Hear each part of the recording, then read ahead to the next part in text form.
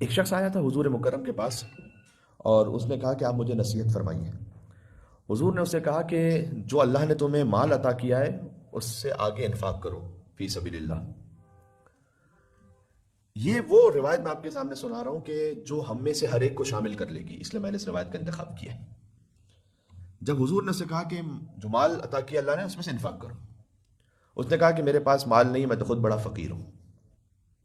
حضور نے کہا کہ اگر تمہارے پاس مال نہیں کہ آگے انفاق کرو تو تم مظلوم کی نصرت کرو۔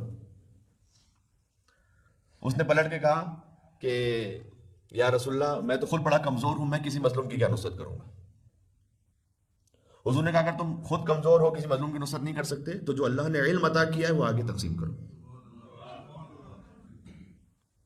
پہلے فرمایا جو مال عطا کیا انفاق کرو، مال نہیں ہے اس نے کہا میرے پاس، کہا مظلوم کی نصرت کرو، کہا میں خود کمزور ہوں، فرمایا جو علم عطا کیا اسے آگے پہنچاؤ۔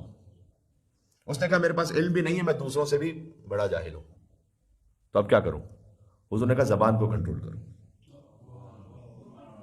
اب یہ تو کوئی نہیں کہہ سکتا کہ میں زبان کو بھی کیا کنٹرول کروں، میرے پاس جو زبان ہے وہ تو کرنی ہے کنٹرول۔ حضور نے کہا یہ کام تم انجام دو، اللہ سبحانہ و تعالیٰ اس کے عوض تمہیں جنت عطا کرے گا۔ مل کے صلوات بھیجیں محمد و آل محمد پر، اللہم صلی علی محمد و آل محمد۔ حضور کے پاس جب کوئی شخص کئی مرتبہ حضور نے فرمایا ہے کہ جب کوئی نصیحت حاصل کرنے کے لیے آیا کہ یا رسول اللہ مجھے نصیحت فرما، حضور نے کہا زبان کو کنٹرول کرو۔